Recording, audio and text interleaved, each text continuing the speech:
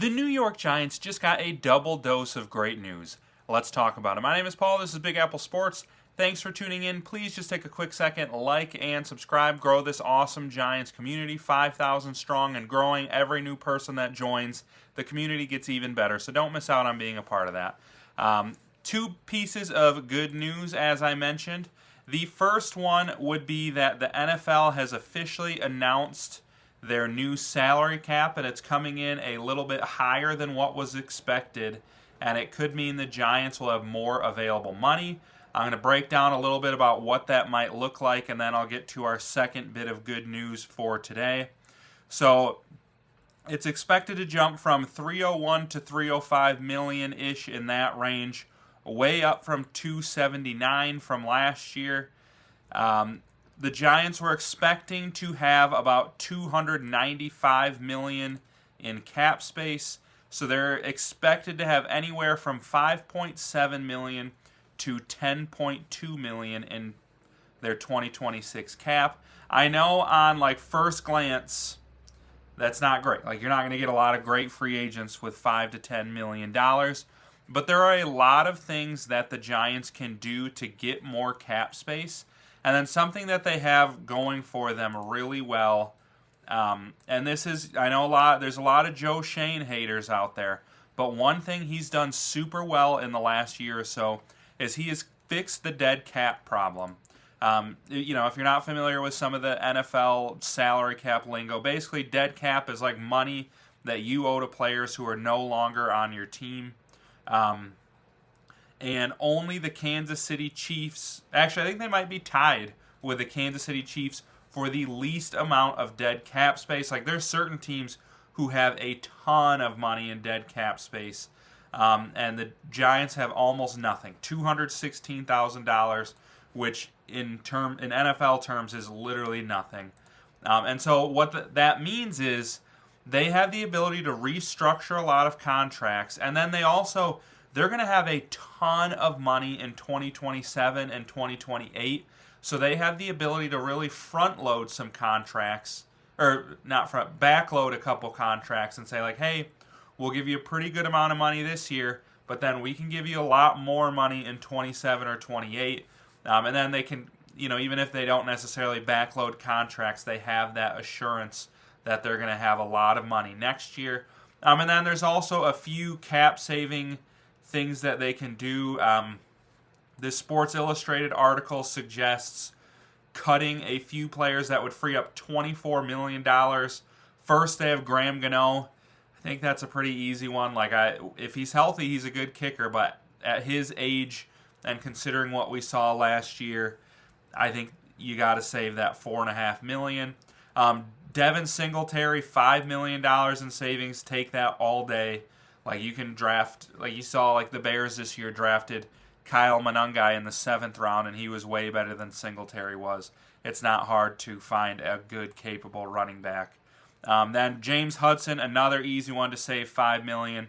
And then last is Bobby Okereke. That's where you could get into a little bit of a debate where it's man, he is important on the defense. He was the leading tackler. He's a team captain. But it's he's getting paid $14 million. He's probably not playing a $14 million player. Would it be worth saving that money and getting a linebacker who can play pretty similarly for half the price? That's a debate to have. Comment below which side of that debate you'd be on. But they suggest doing those. That would open up $24 million. And then they also have the ability to restructure a lot of deals. I pulled up overthecap.com's. They have a pretty interesting tool to kind of project salary cap. And so what's tricky is you look at some of what these guys are being paid. What you're going to want to look at is the cap number. And the easy thing to do is be Darius Slayton is making $16 million. No way is he worth that. But then if you come all the way over to this column, hopefully this is big enough for you to see it, you would only save $161,000 by cutting him. You'd pretty much get all of that contract into dead cap and not save any money. So it's just not worth cutting him. Similarly with Javon Holland, is he playing an $18 million player? Probably not, but you're not really saving any money by cutting him. The guys they listed are the ones that you really would save some big money on. But something I can do here is I can change to, what if you restructured some of these deals? And it's suggesting like they could save $15 million by restructuring Brian Burns' contract. Dexter Lawrence could get 8, Paulson Adebo 8, Andrew Thomas 11. So like there are a lot of different things that the Giants can do here to come into free agency with $40 million, $50 million.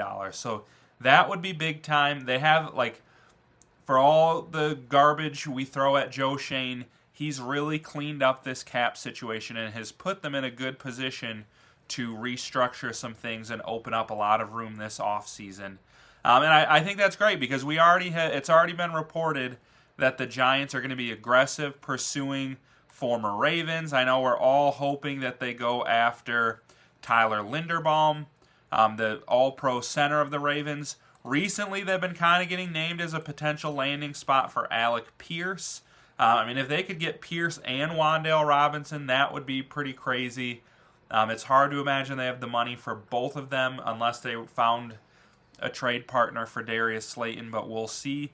But regardless, there's some good pieces out there. I know a lot of people have mentioned Isaiah Likely for the Ravens, and there's other guys out there. Like, it would be awesome to see the Giants make a couple moves, free up that space to really bring in some Harbaugh guys to kind of shore up some of the struggles on this team. All right, I promised you 2 pieces of good news. Let's get into the second piece. I loved listening to this interview from John Harbaugh. So he basically was asked,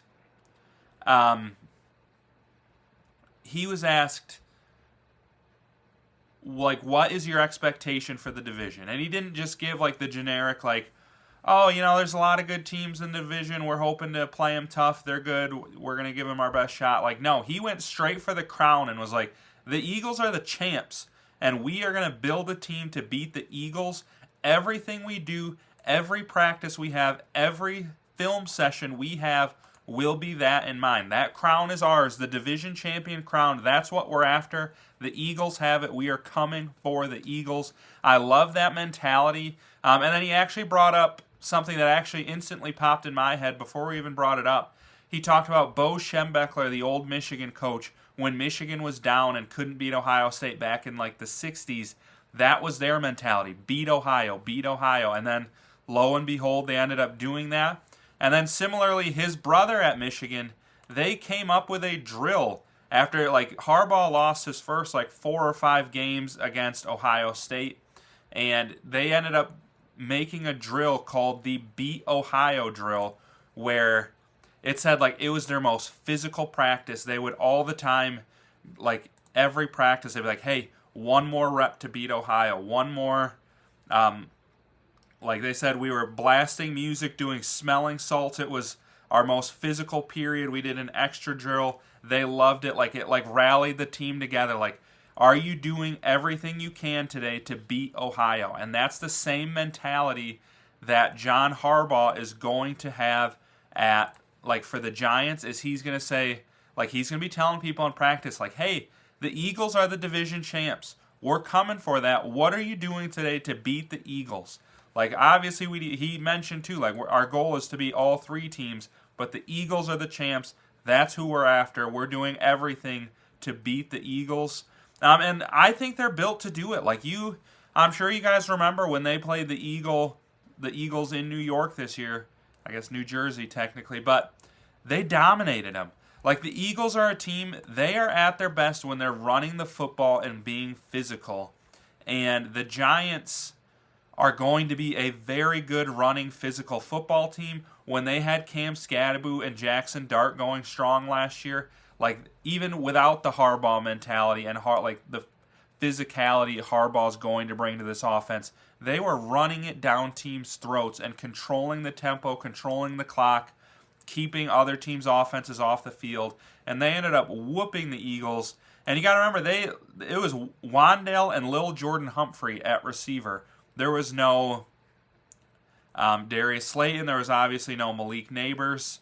So, like, if they can beat the Eagles in this situation, they absolutely can come on and beat them again this year. And, like, that's what makes this Tyler Linderbaum and this cap space situation so important, is Tyler Linderbaum is the best blocking center in the NFL. So if you can open up that cap space and bring him in and have him at center and have Cam Scadaboo running behind him and Dart running the read option with him, like, this team is going to be so physical and so tough to stop in the run game, and you're going to have to dedicate your safeties and your linebackers to attack the line of scrimmage.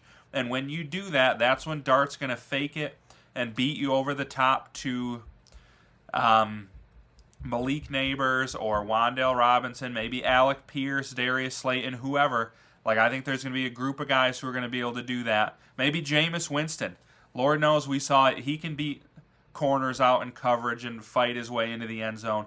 Whoever it may be, this team is going to be built to do that. It's so just fun finally having a team to be excited about, an off season where we feel positive, like this team really could compete for the playoffs next year. So I think there's going to be a lot more good news coming. Don't forget to like and subscribe so I can keep you up to date on all that good news and we can celebrate it here together in our Giants community. And then just comment below if you have any thoughts you want to give on any of that.